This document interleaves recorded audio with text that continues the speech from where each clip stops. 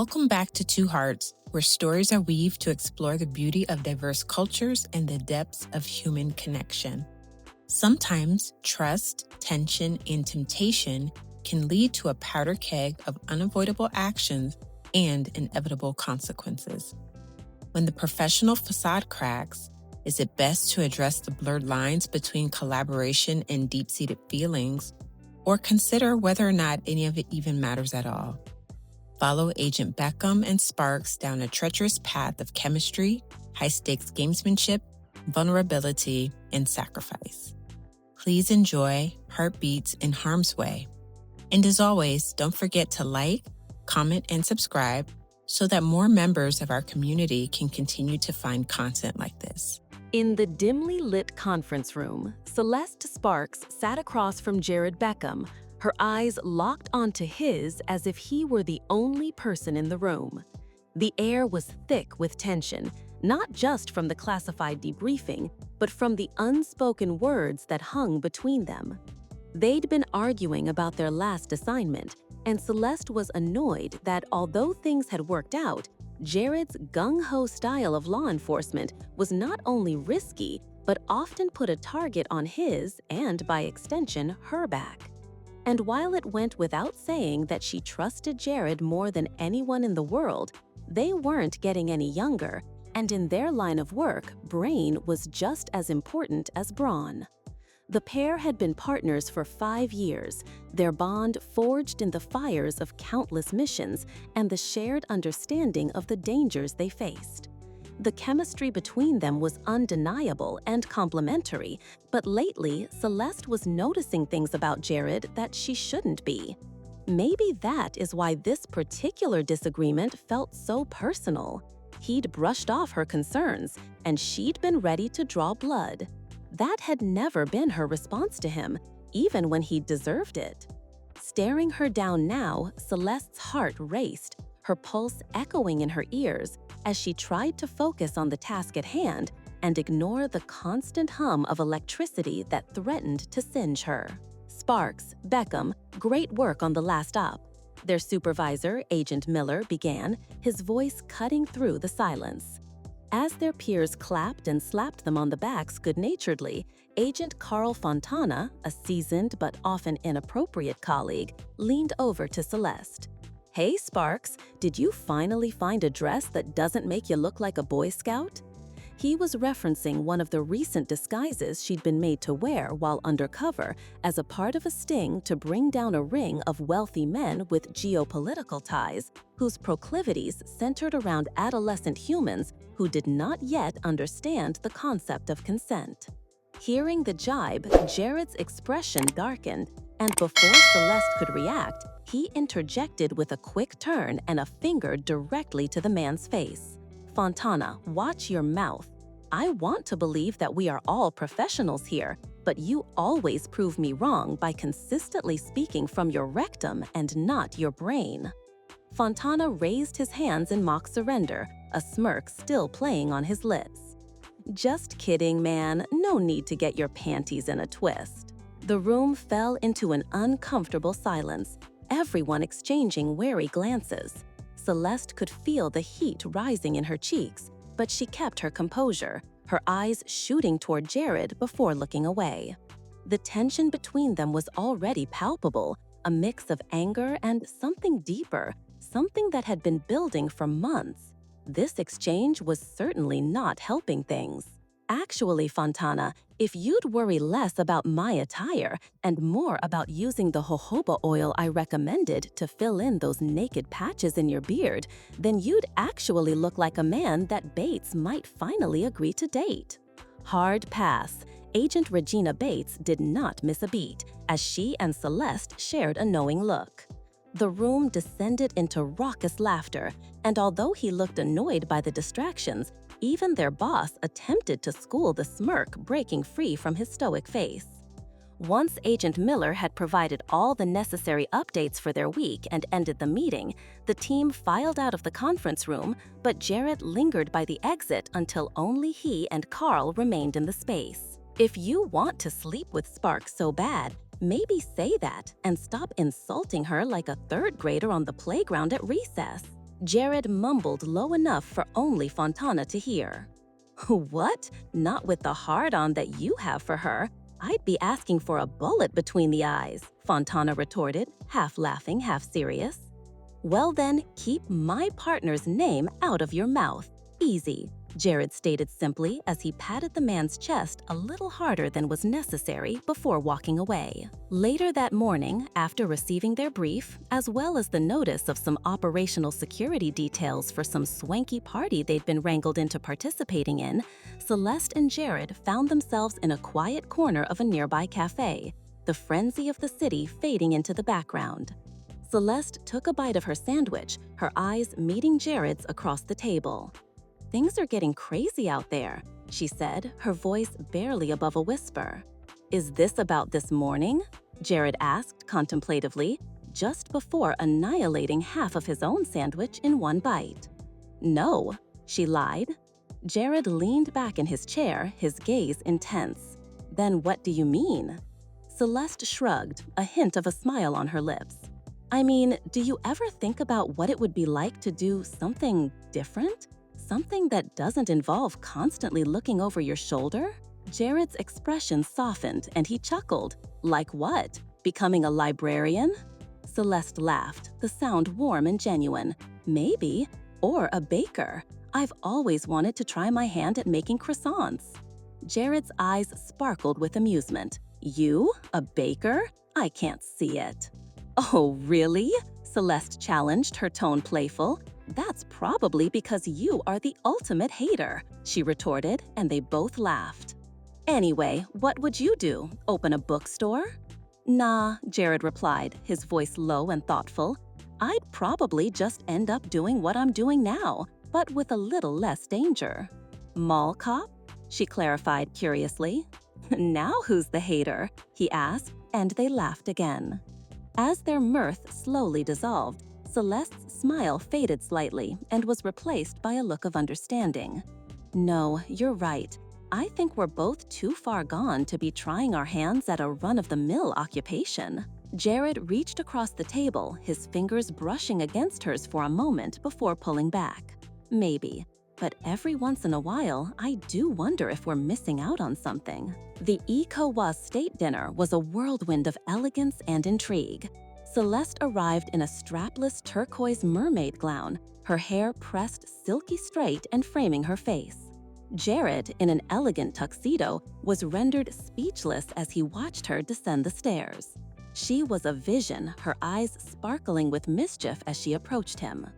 "Well, well, Beckham," she purred, her voice low and sultry. "You clean up nicely." Jared swallowed hard, trying to keep his composure. "And you, Sparks, you look stunning. I think Fontana can safely say you found the dress that doesn't make you look like a Boy Scout," he quickly added before she could read too much into his original statement. Celeste winked, her hand resting on his chest for a moment. "Maybe. But I'm still not telling either of you where I keep my gun in this thing," she teased, before sauntering off to work the room, leaving Jared in a daze. As the night wore on, Jared watched in amazement as his partner single-handedly charmed half the ECOWAS and Schengen delegation in attendance. Grabbing 2 flutes of something bubbly from a passing waiter, he made his way over to her after noticing her overly rigid posture and practiced smile. Mentioning some nonsense about them needing to assess the perimeter, she politely excused herself before allowing Jared to lead her to a secluded corner where the soft glow of candlelight casted shadows across their faces. "Thanks for saving me," she grinned, and he simply nodded in understanding. Then, taking a breath, Jared's expression became serious as he broke the comfortable silence. "You know, I've been thinking about the weirdness between us lately." "What are you talking about?" Celeste asked, holding the flute but knowing all too well that it was a prop and not an indulgence. "Since our argument last week?" "Oh," Celeste's eyes met his, a mix of curiosity and a hint of lingering annoyance in their depth. "And what about it?" Jared leaned in closer, his voice low and thoughtful. "I think we need to address it. I know I can be reckless sometimes, and I understand why you were upset.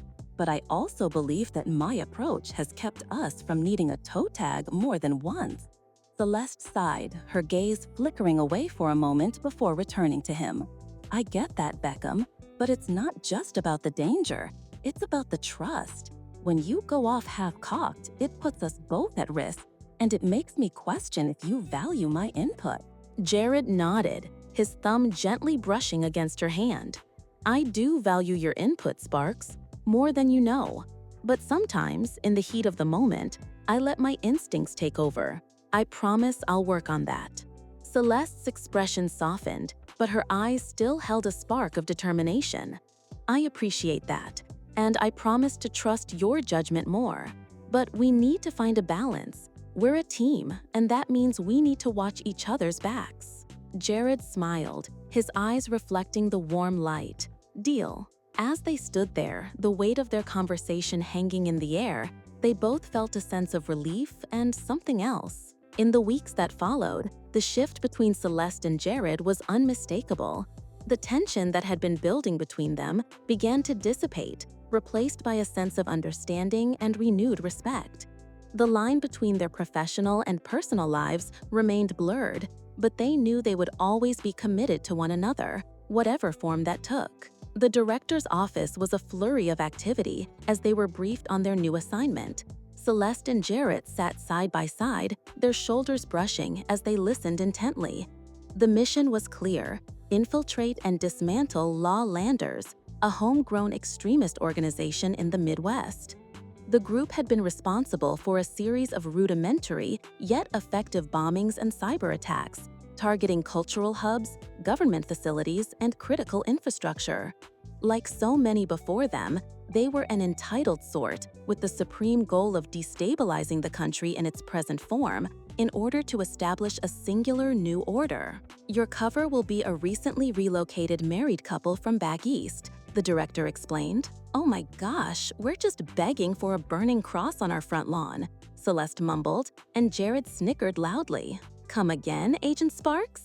The director eyed her indignantly. Nothing, sir, she wisely responded.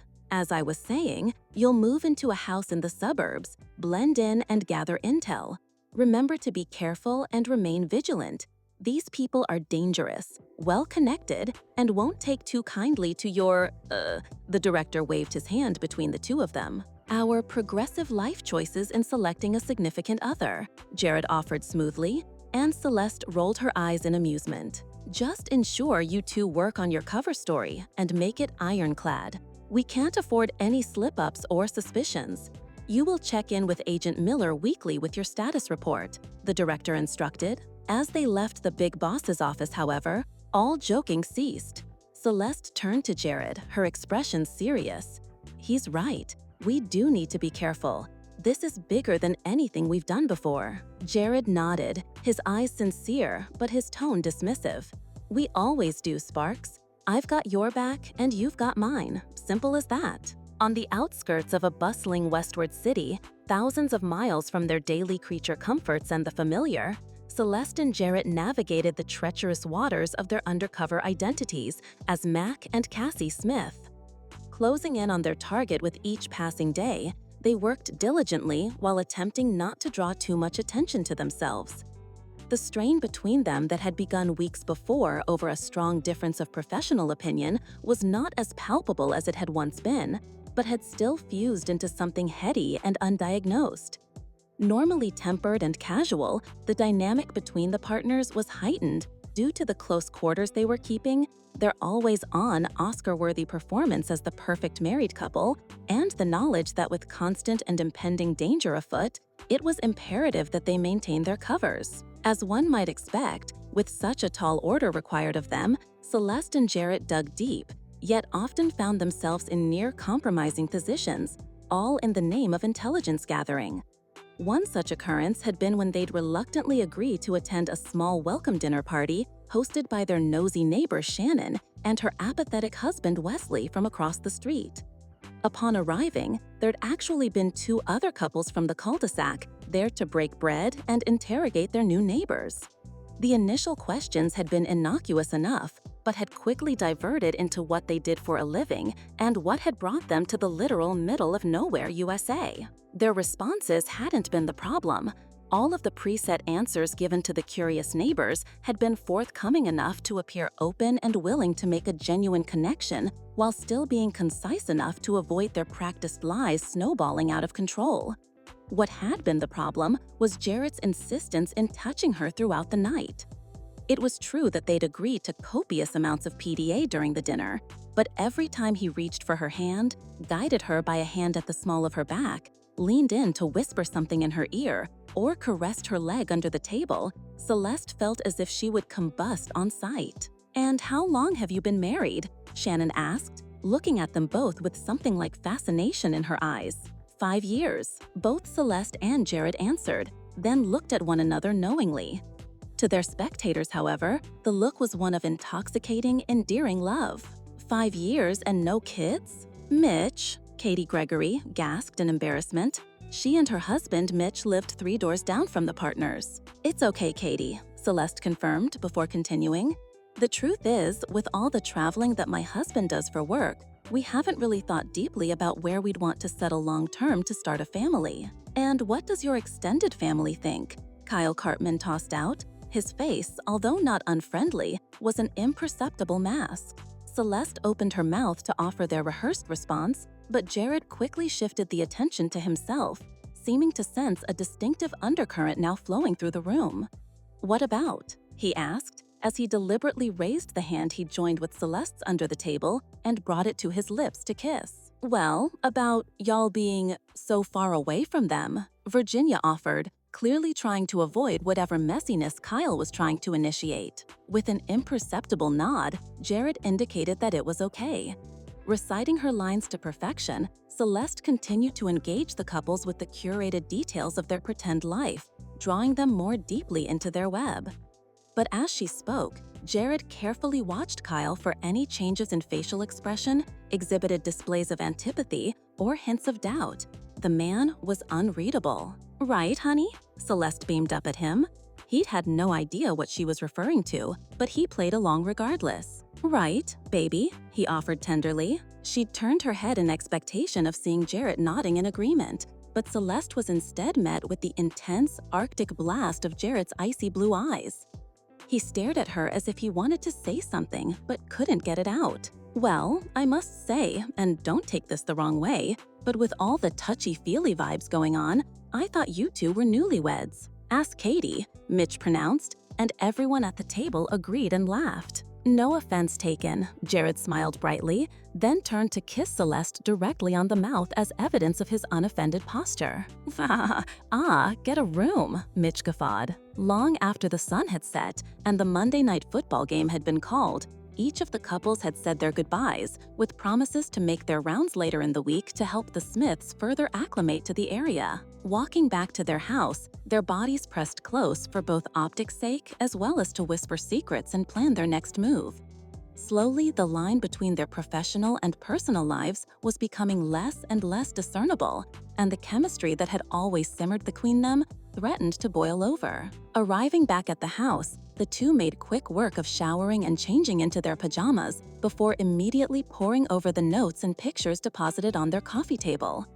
Sitting in their loner living room, Celeste turned to Jared, her voice soft. "You know, there is curious, and then there is whatever those 6 people just did." "Yeah, you're right. We were only expecting to have dinner with Shannon and Wes. It seemed a little weird for the other 2 couples to be there and Shannon not mention it at all beforehand," Jared agreed. "I think I'm going to have the guys run a background for me," Celeste suggested. "Really? At this juncture, we can't be too careful, you know?" she asked. "I know," he affirmed. "It's funny, because all I've been able to think about lately is our conversation at the cafe. What we could be doing if we weren't always looking over our shoulders." Jared reached out, his hand cupping her cheek. "I know, me too. But we have a job to do. Maybe when it's done, you can tell me a little more about what that might look like for you." Celeste leaned into his touch, her eyes never leaving his. "You mean it, mall cop?" Jared nodded, his thumb brushing gently against her skin. "You bet, my little baker." Their weeks of routine surveillance went from mundane to climactic, seemingly in the blink of an eye. The high-stakes game of cat and mouse had commenced when their informant, a low-level member of the extremist group, was discovered. The man, a disgruntled ex-military marksman named Thomas, had been feeding them crucial intelligence on the Lawlanders' movements and their local as well as regional operations. His motivation was simple: disillusionment with the group's ideologies and, of course, leniency or immunity from his own prosecution. Although he'd believed the rhetoric that he and people who looked like him were becoming endangered species in their own country, the more time he spent strategizing within the organization, the less he saw of any real tangible threats that they were retaliating against. The crimes and violence that he'd witnessed and been a part of were mostly being committed against the vulnerable and defenseless, not some big, bad, amoebic entity that was going to swallow their traditional way of life whole. Unfortunately for Thomas, his cover had been blown when a secret communication he'd been trying to send had been compromised.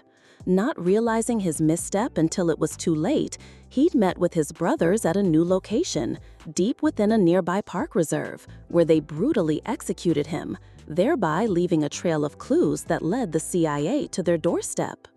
After his remains were discovered by local law enforcement, Celeste and Jared were notified of Thomas's death through a secure channel, which also provided them with the location of the radical safe house. They quickly devised a plan to infiltrate the building, unaware that the extremists were already on high alert.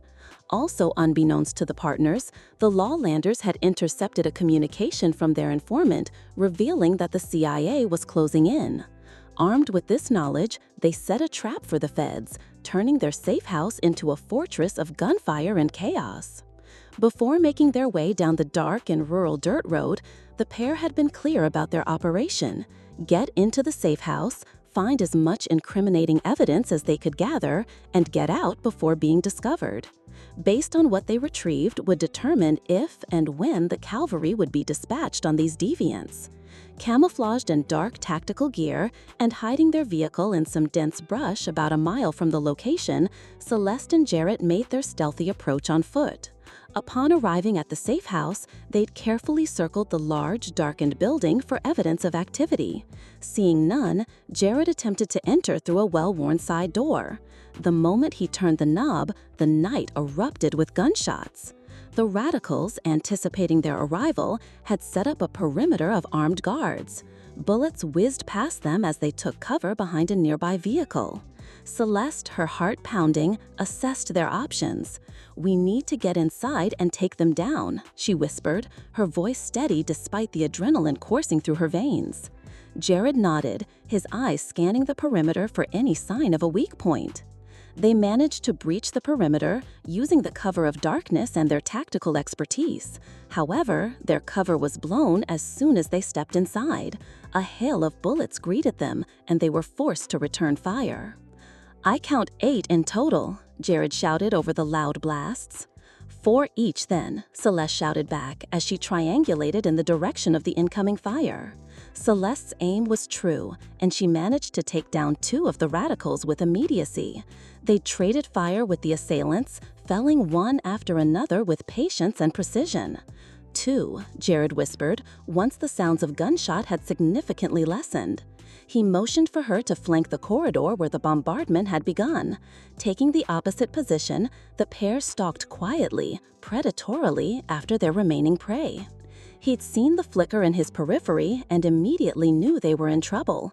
At least one of the shooters had gotten behind them and was in pursuit, likely setting up and aiming for the perfect sniper shot. Not wanting her to lose eyes on her target, Jarrett didn't say anything, just took off in a sprint to her side of the building. Of course, she saw him, her eyes wide with confusion and fear at witnessing the large man barreling in her direction with no context. He heard the shot before he saw the blast from the muzzle of the rifle, but by that time, he'd already crashed into Celeste, knocking her off her feet. Their splayed, motionless positions on the concrete floor had clearly brought out the confidence in the remaining shooters. Creeping from their hiding places, they approached the pair with weapons pointed.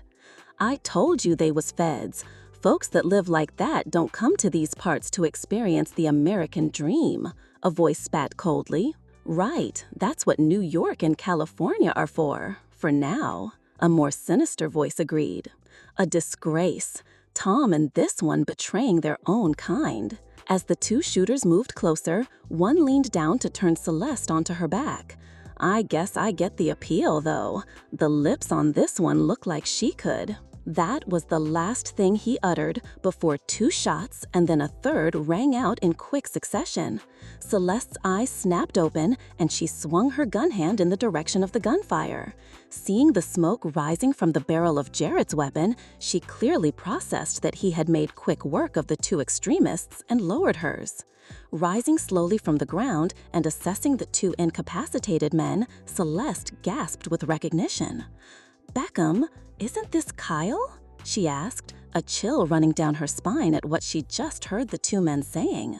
Beck, turning around, Celeste saw that Jared was laid out on his back. Jared, having seen the danger unfolding, had put himself in harm's way to avoid Celeste being shot in the back. And despite being hit in the torso, he had continued to fight, his determination unwavering. In the end, he'd taken down both radicals, but not before taking a second bullet to the thigh. Adrenaline high, Celeste didn't even consider the blood dripping from her right arm and instead ran frantically over to her partner. Though hurt, she managed to drag Jared to safety, her heart pounding with fear and anxiety.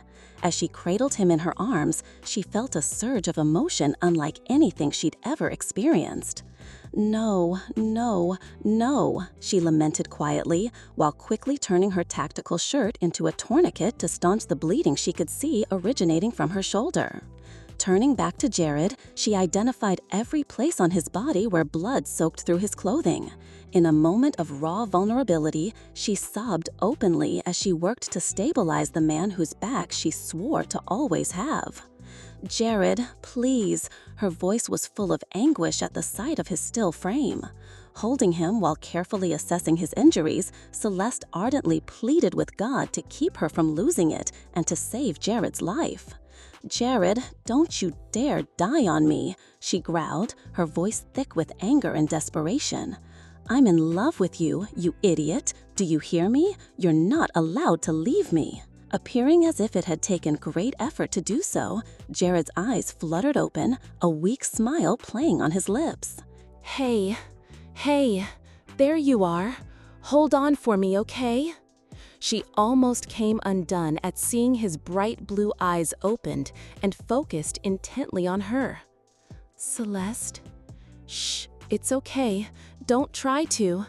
I love you too. Always have." Their words hung in the air, a confession born of desperation and truth.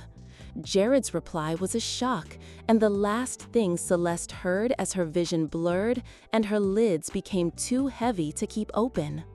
In that moment, the world around them both faded, and all that mattered was the connection between them, a bond forged in the fires of danger and desire. Celeste came to sometime later while being jostled through a brightly lit hallway. Laying prone on a gurney, her reflexes coiled and she lurched up, prepared to defend herself. "You're safe, Sparks, but you are going to have to calm down so that we can get your blood pressure lowered and move you to the OR," came a soothing voice accompanied by strong hands that pushed her back down onto the moving apparatus. "Jared, he was," she tried to ask and explain all in one breath. "He's already been rushed into surgery. We should know more soon," the voice promised. Unsure if any Lawlander reinforcements were en route or if they'd even last the night, Celeste and Jared had been miraculously rescued by a support team that'd been monitoring their situation from a distance. The team, comprised of skilled medics and tactical operatives, provided immediate stabilization, ensuring that any remaining threats were neutralized and that they could make it to the hospital safely. The partners were rushed into emergency surgery, where doctors worked tirelessly to repair the damage. Celeste's shoulder wound was a through and through, requiring stitches, and she had a concussion, but she was otherwise unscathed. Jared, on the other hand, had internal bleeding, several broken ribs, and a nicked artery in his thigh, all requiring extensive repair and physical therapy. The Lawlanders, captured in the aftermath of the ambush, were charged with multiple counts of terrorism, murder, and conspiracy. Thanks to Jared's stellar marksmanship, both Kyle Cartman and the organization's ringleader, Regis Matthew, had lived and would face their day in court. The evidence gathered from the informant, coupled with the CIA's intelligence, ensured a swift and decisive conviction. As Celeste and Jared recovered, their fledgling love, now out in the open, was a beacon of hope and strength. They leaned on each other, their bond growing deeper with each passing day, a testament to the resilience of the human spirit in the face of adversity. Both on a long sabbatical as they continue to heal, the partners made a decision that would change the course of their lives. They revealed their feelings to each other, no longer bound by the constraints of their professional relationship. And because they'd already spent so many years knowing and learning one another so intimately, their love was a force to be reckoned with. Inevitably, it came as no surprise to either of them when they talked it over and discovered that they'd both wanted to pursue a future together, free from the shackles of the CIA. Not willing to completely give up their guns and do-gooder ways, however, they chose to become contractors, using their special skills to make a difference on a more global scale. In the end, Celeste and Jared found that their love, born out of danger and desire, was the most powerful weapon of all. Together, they embarked on a new chapter, ready to face whatever challenges came their way, hand in hand, heart to heart. Their journey from partners to lovers was a testament to the power of love and the indomitable spirit of two people who dared to defy the odds and claim their happiness.